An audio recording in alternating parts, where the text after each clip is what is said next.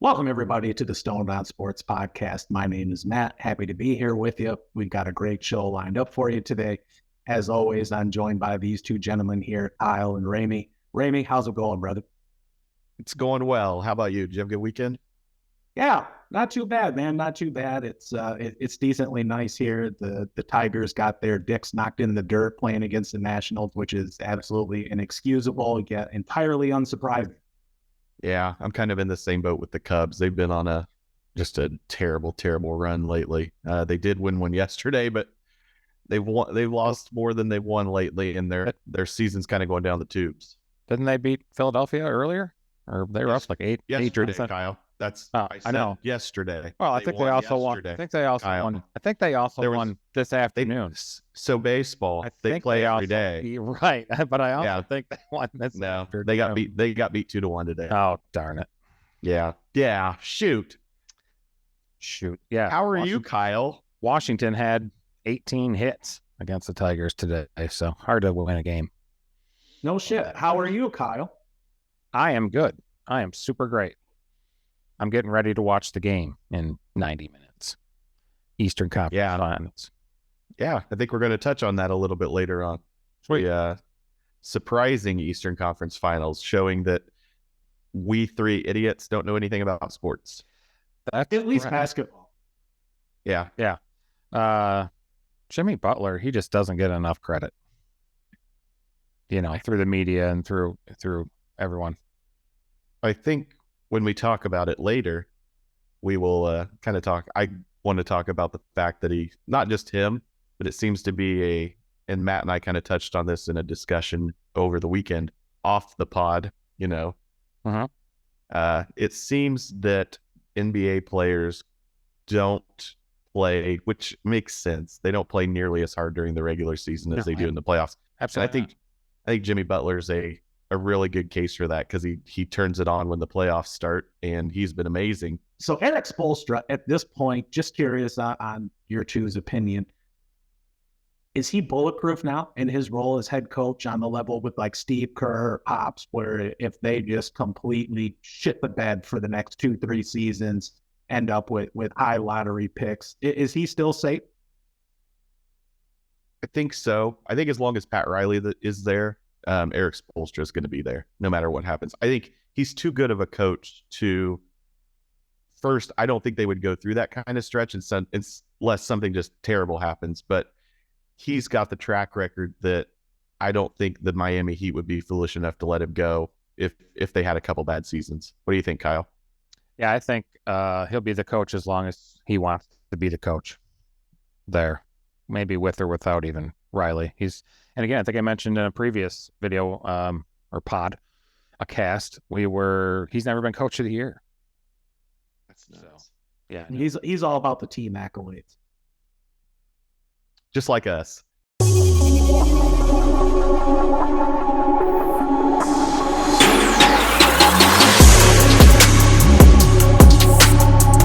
So Eastern Conference Finals, we got 2 games in the books. The Heat are up 2-0 as of this podcast recording.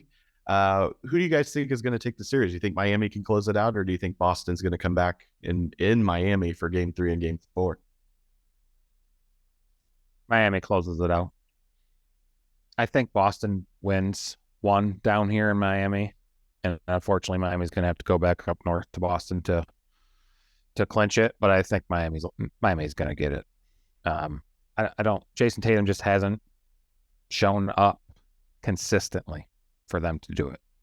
Especially in the fourth quarter. I get that, but at the same time, over the course of the season, Boston demonstrated themselves to be the superior team. And they are still very, very, very much in this series. My thoughts as things stand right now, I'm going to go with Boston in 6. I think they can take 4 out of 5 from Miami, regardless of where it's at. And I think that starts tonight in Game 3. I saw your bets, so I saw you were going all Boston. So I do think they bounce back tonight. I don't know if they win in 6. They'd have to win 4 straight to do that. And I know winning 4 straight is not uncommon during the regular season, but for some reason in the playoffs, I know you say you think, Matt, you think they can take 4 out of 5, but that's a tall order with the way that the Heat have been playing.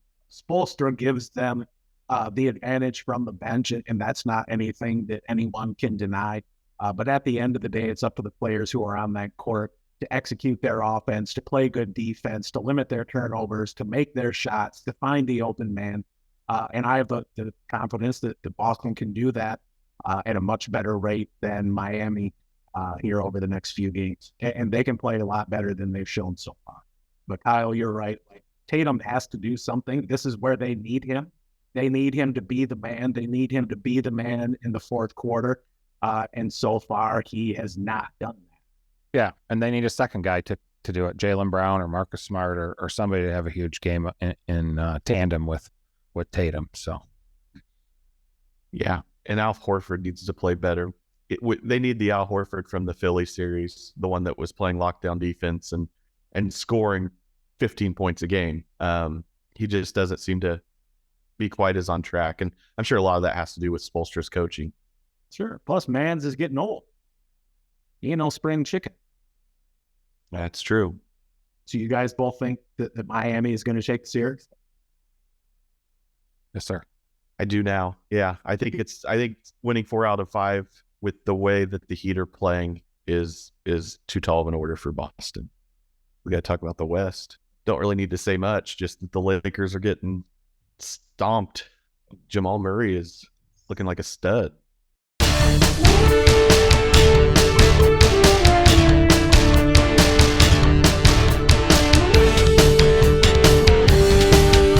On Yes. DraftKings Sportsbook right now, Miami is minus 170 to win the series.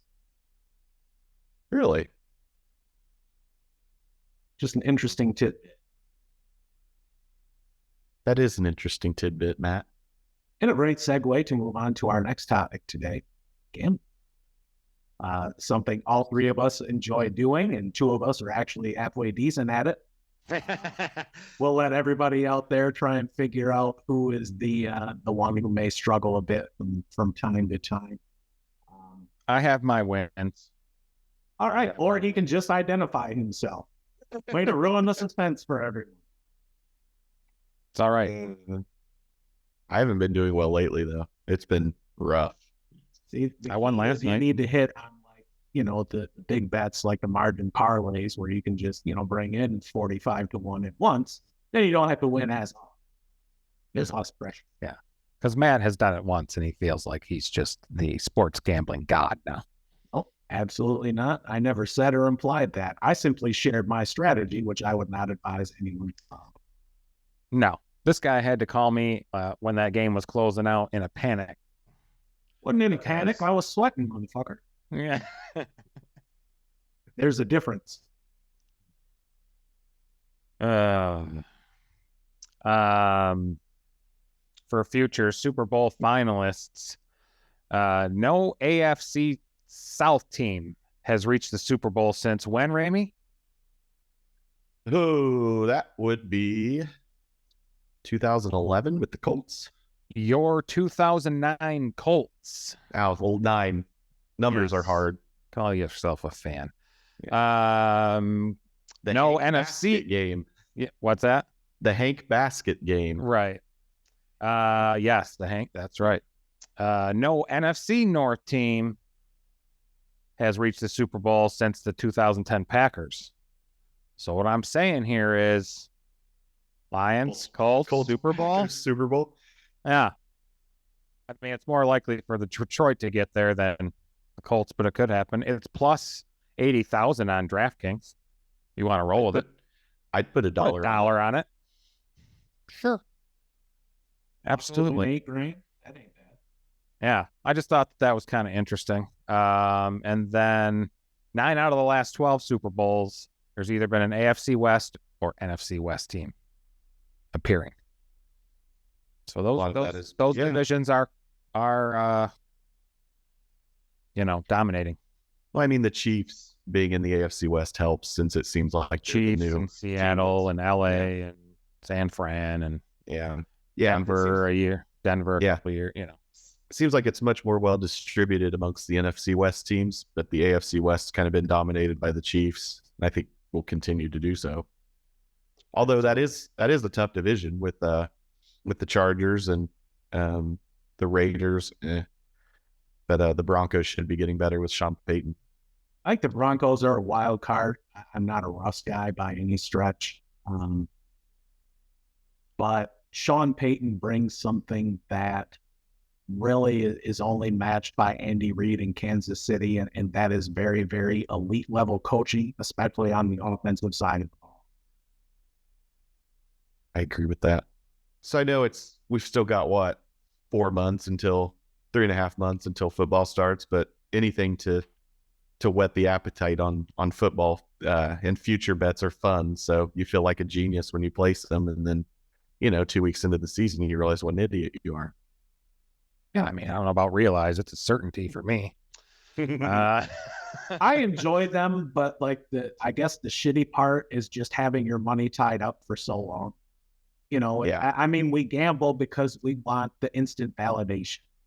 We want that dopamine hit from the win. We don't want to place a bet in May and then have to wait until the following February for it to pay it out or not. And conversely, there's other people that enjoy having a long bet like that, holding on to that, having that going, okay, man, I'm going to win. I bet one for Dan Campbell, Coach of the Year, this afternoon. Nice. At plus 800, something. Isn't he the favorite? Yeah, he's the favorite, but I still said, well, plus 800, I'll do it. MCDC. Yeah. Motor City Dan Campbell. He the man. We'll have to get him on here sometime. Yeah. Absolutely. See if he can find time in his schedule. I'm guessing he's busy. You might. But online sports gambling's huge. In the last 6 years of regulated operations, like outside of Vegas or Nevada, they've had over $17 billion in revenue combined. It's a lot of money. It's crazy. From $200 billion in wagers in the last 6 years. It's very bad as mine.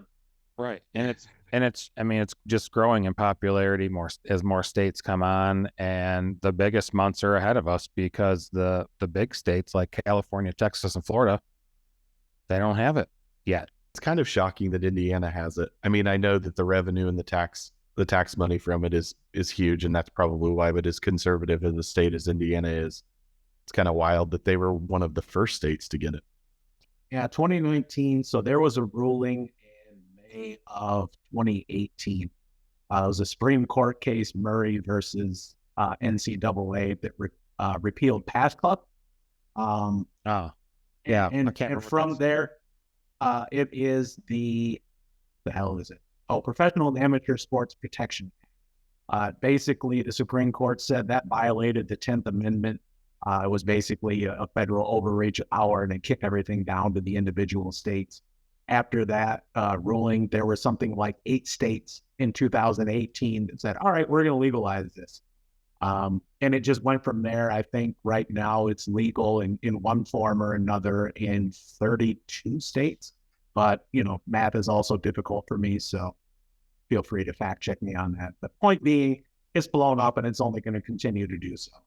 It's kind of wild how much not just the NFL, but all sports leagues have embraced it now that it's gone nationwide, not just limited to Vegas. It used to be this taboo thing that even like on ESPN and things like that, they had to tiptoe around when they talk about the line, or a broadcaster during a game would make a backhanded remark about the line being impacted if a certain score happened late in the game or something like that. So, and it's now at the point where there's a daily gambling show on ESPN. There's daily gambling podcasts all over the place. NFL Network, MLB Network, they've embraced it because they know they can make money off of it.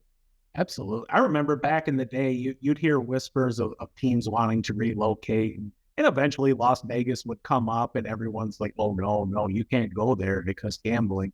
Even though that shit was already going on, just the leagues at that time hadn't figured out a way to monetize that for themselves. Yeah. And now Vegas is the city that everybody wants to go to. I mean, the Raiders relocated a couple of years ago. The A's look to be moving there.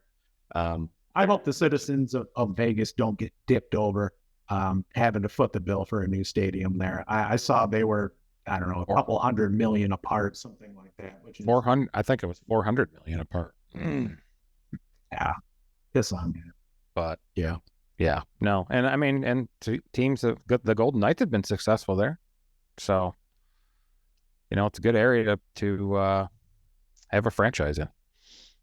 Well, and you can usually get a direct flight there, so it's good for visiting teams too, visiting fans, not visiting teams. I mean, I know from Indy, there's a direct flight in Vegas.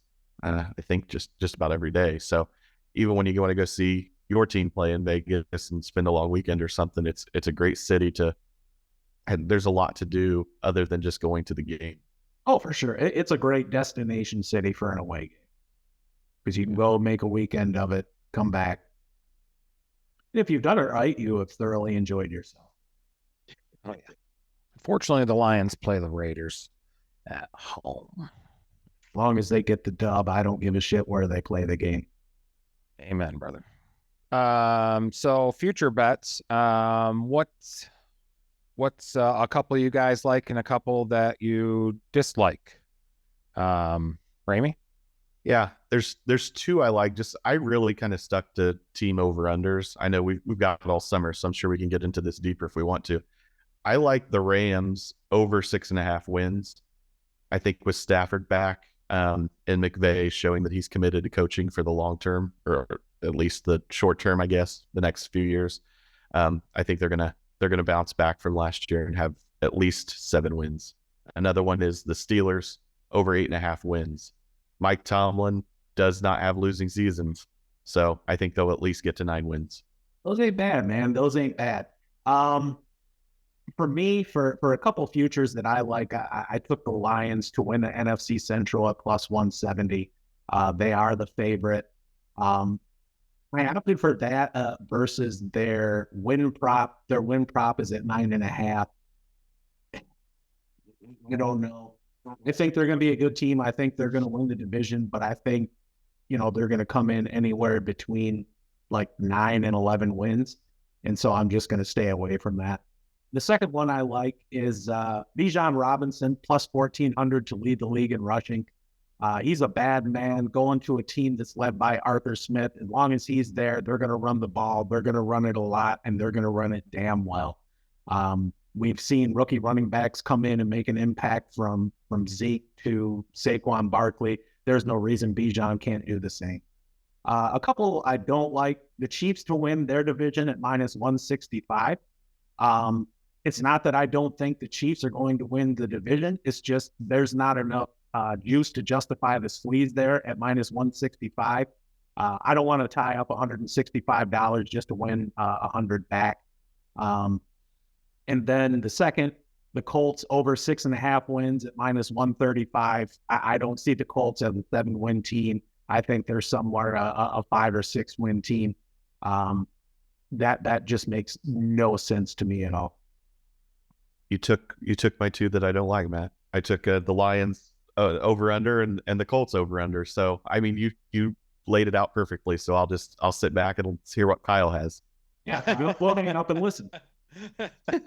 A couple I like is Lamar Jackson over 6.5 rushing touchdowns this year. It's plus 140. He got his deal. He can get back to being 18-19. I still, he's not a great throwing quarterback, so I liked it over plus 140. And a crazy one I like is for a Super Bowl finalist, Lions Chiefs, plus 4,500. If you want to get crazy, maybe use a free bet. Oh shit! So we get a Super Bowl preview for the opening game that Thursday night. No kidding. Yeah, wouldn't that be awesome? Dude, Lions are plus 6, or Lions are getting 6.5 in that game at even money. So, yeah, I think they can hang within a touchdown on the Chiefs. I don't give a shit if it's opening night or not. Be a lot of points in that game. Oh God, totals at 53, I think. Oh wow, I think it might go. Yeah, but a couple I don't like is the Bills as the AFC East winner at plus 115. I think the Jets are going to get it at plus 280. with their offseason additions and Josh Allen's inability to keep shooting himself in the foot at the end of games, I think the Jets will win. He turns the ball over so damn much. He turns the ball over more than somebody at his talent and experience level should. He runs way too much too. I mean, he was the leading rusher for them last year. You can't sustain that. That they're going to have to. I mean, Devin Singletary, come on, like yeah. James Cook, the rookie, and who else? They did sign Damian Harris from New England, so we'll see how that works out. And offensive rookie of the year, the favorite's Bijan at plus 250. He probably will end up with it, but I went with Jackson Smith and Jigba plus 800 in Seattle. That offense was explosive last year. Geno Smith had over 4,000 yards, 30 touchdowns, I think 10 or 11 picks, and they need a third receiver there. I think Noah Fant was number 3 in receiving yards last year. So I think he's going to have one of those Jamar Chase type seasons and get that award. There ain't no way in hell. I have no idea what the fuck you are smoking, but send some to me, brother. There are not enough targets to go around for him to make that kind of an impact. I'm thinking maybe 750 yards from him, 6 or 7 touchdowns. DK and Lockett are going to command too much of the ball, and Geno Smith faded down the stretch last year. I think last year was his career year, and I'm not bet on that repeating. That's just like your opinion, man. You damn straight it is. Yeah, I don't, if Bijan has the year that we think he will, I don't think Jackson Smith and Jigba will sniff offensive rookie of the year. And to your point, Matt, with Lockett and DK Metcalf, thank you. I had DJ in my head. I don't know. Close enough. I think Seattle takes a step back this year, and they're looking for a quarterback in the draft next year. Yeah, I think so too. And, something that I guess I should have laid out in my original argument. I went first and said Bijan was winning the rushing title. And if he does that, he'll get rookie of the year. So through the transitive property, that already invalidates your bet. So.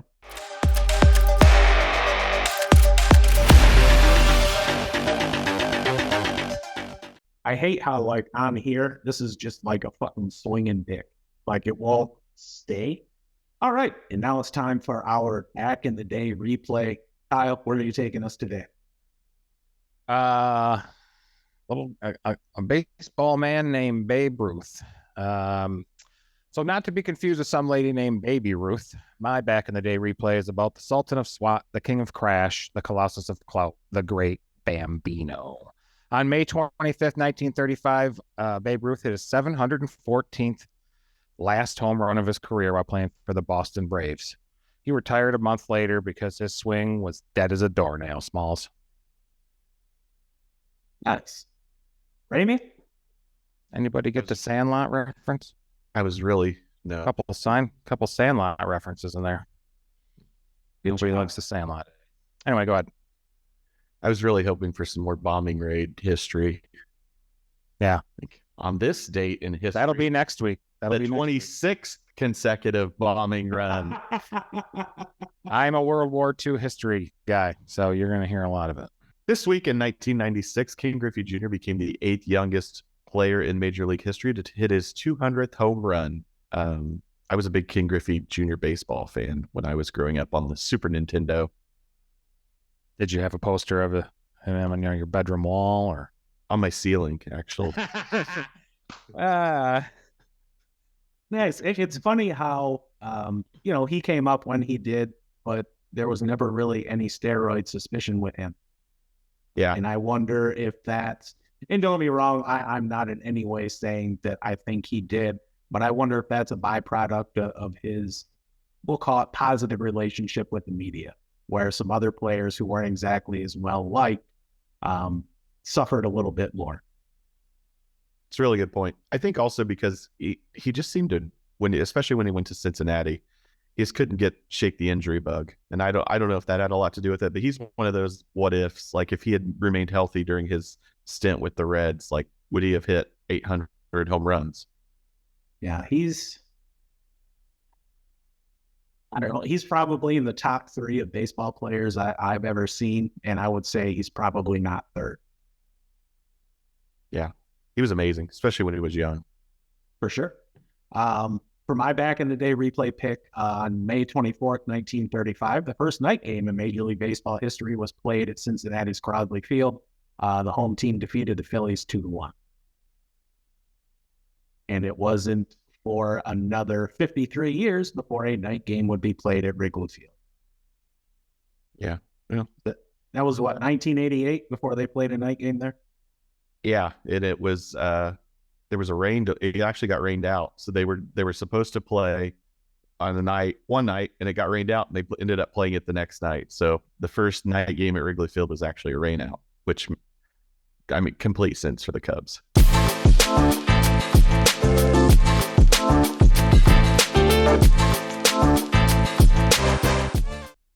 This week's pick sixer for the For this week's six picker, I give up.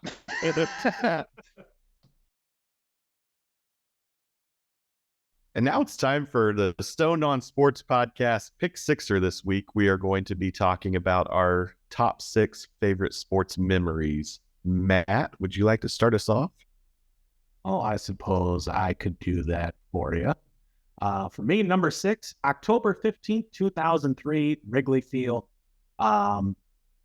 Bartman game. Doesn't really need a whole lot more explanation than that. Ramey, I'm sure that's a favorite of yours. In Chicago, Cubs fans were butthurt for, another 15 years afterwards. Number 5, August 4th, 1993, Robin Ventura charges the mound against 87-year-old Nolan Ryan. Promptly gets put in a headlock and gets beaten down. Some great photographs of that I've seen out there. There's even a few that I've seen signed by both people. Number 4, January 20th, 2002, the Tuck Rule game. I remember being at a place called White's in Montrose, Michigan, watching that game with a few of the fellas, and there was some debauchery afterwards. But just seeing that happen live in the environment was a lot of fun. I'm there for that. Yes, you were.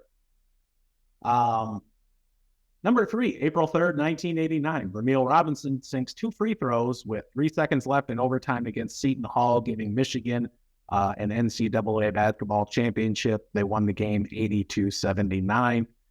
That team was coached by Steve Fitter, who took over just before the tournament and was the architect of the Fab Five.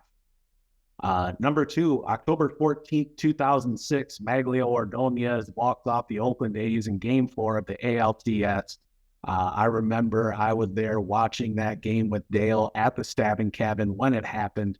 What an amazing moment. Tigers went on to lose in the World Series that year because they forgot how to field the ball. And number 1 for me, September 29th, 2002, Ernie Harwell's final broadcast.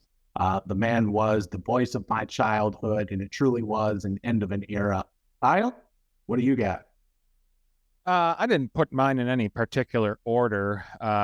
December 4th, 2021, Michigan wins the Big Ten championship in football. I was there. Best live game I've ever been to. Thanks again, Matt. I was there too. Yeah. May 24th, 2004, Detroit Pistons Tayshaun Prince has a chase down block on Reggie Miller in Game 2 of the Eastern Conference Finals. Detroit had 19 blocks as a team that game. They went on to win the NBA Finals in a blowout against the Lakers. 5-game sweep. Yep. March 19th, 1995. I think all I have to say for that is I'm back. Michael Jordan unretires from the NBA. So I have a question for you, and I'm sorry, I don't mean to interrupt. I've heard a wild conspiracy theory that the reason Michael Jordan retired from the NBA was due to some gambling debts that he had, and made a backdoor deal with David Stern and yada yada yada. Do you believe that to be true? No. Fair enough. You heard it here, folks. Didn't happen that way. September 11th, 2010. That is the game that Denard Robinson went off against Notre Dame in a comeback win, 28-24. Denard was a slippery magician that day. He had 502 total yards. Unfortunately, Michigan went 7-6 that season, but it did end Rich Rod era. Was that the night game? I believe so. September 25th, 1994, my favorite NFL running back, Barry Sanders, against the Patriots, has a 40-yard touchdown run and just completely 360s the safety. I think it was Harlan somebody. I can't remember the safety's name, but just totally turned him into a 360 on this run. He juked him and spun. One of the greatest run. My favorite Barry run. Circle button. That's it.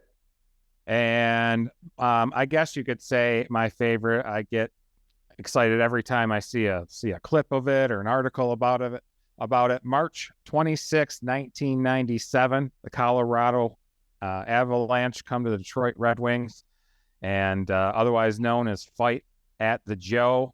It was a huge brawl and revenge for Claude Lemieux's hit on Chris Draper the previous season. The game finished with 18 fighting majors and over 144 penalty minutes. One of my favorite hockey game. It's on one Avalanche. How about you, Ramey? What you have for your pick sixer this week? So yeah, I find it interesting that a couple of your guys' favorite sports moments were at the expense of some of my teams. So that's just wonderful. I think I might get Matt back here in a couple minutes. So my number 6 is actually the culmination of 2 moments. Butler basketball going back to back in NCAA championship games. It was just a really cool moment. And and that was in 2010 and 2011, seeing them seemingly come from nowhere. They had a really good team that had kind of come up together. And Gordon Hayward, Sheldon Mack ended up being in the pros. Gordon Hayward's still in the pros. But going to the championship games back-to-back years is pretty remarkable for such a small school. My number 5 was the January 21st, 2007, Colts beating the Patriots in the AFC Championship game. Peyton Manning is one of my sports heroes, and it seems that every time he played the Patriots had his number, especially in the playoffs. And this was a game that finally they broke through and got to the Super Bowl, which is one of my other favorite sports memories. So that's my number 5. Was that the Rashay Caldwell game? Yes, it was. Yeah, that was. Oh my God! When he kept dropping those passes and the camera would zoom in on him real close, and his eyes were the size of the dinner plates. Yep. My number 4, IU basketball, the watch shot. IU against number 1 Kentucky. IU had been just complete dog shit for about 5 or 6 years because of the sanctions that were placed on them during the Kelvin Sampson era. Tom Crean comes in and cleans it up, but basically has to start from scratch. It was kind of the moment where IU was quote unquote back. I know that didn't lead to any kind of title or anything, but at least they were nationally relevant again. And it's always good when Kentucky and John Calipari get beat. So that's my number 4. My number 3, again, IU basketball, when April 1st, 2002, the NCAA championship game against Maryland. Yes, it wasn't a win, but during my lifetime and my ability to remember things, that was the highlight of a great NCAA tournament run. It was a couple years after Bob Knight had been fired. And the team kind of gelled and made a run in March, beating Duke, the number 1 overall seed, before ultimately losing to Maryland in the championship game. So IU did win the tournament in 87, but I was 3 years old and I do not remember that. So I'm not counting that as my top 6 sports memories. Number 2, February 4th, 2007, the Colts win the Super Bowl against the Chicago Bears down in Miami. Not a particularly great game. A lot of Colts fans actually think that beating the Patriots was the bigger deal, but I disagree. Super Bowl is definitely the number 1 for me. So, but it's my number 2 sports memory. And my number Colts 1 fans would be idiots. The Super Bowl is always the biggest one. Yes, but it's always good when Tom Brady gets beat. Yeah. My number 1 is My number 1 is took place November 2nd, 2016 in extra innings of Game 7 of the World Series. Chicago Cubs beating the Cleveland Indians 4-3. There was a rain delay in that game too, so it was just one of those that just wouldn't get to the end. But once it did, it was really my favorite sports memory, just because of the Cubs kind of being my first sports team that I followed, and my grandpa and I would watch Cubs games on WGN back when you could actually watch them on TV. We would go out in the afternoon because they were always playing during the day. So we would watch them, and it was just a really cool moment. And it was just 108 years in the making. All right. Well, that's going to do it for this week's episode. We appreciate you all stopping by to watch. Don't forget to like, subscribe, comment, rate, and review.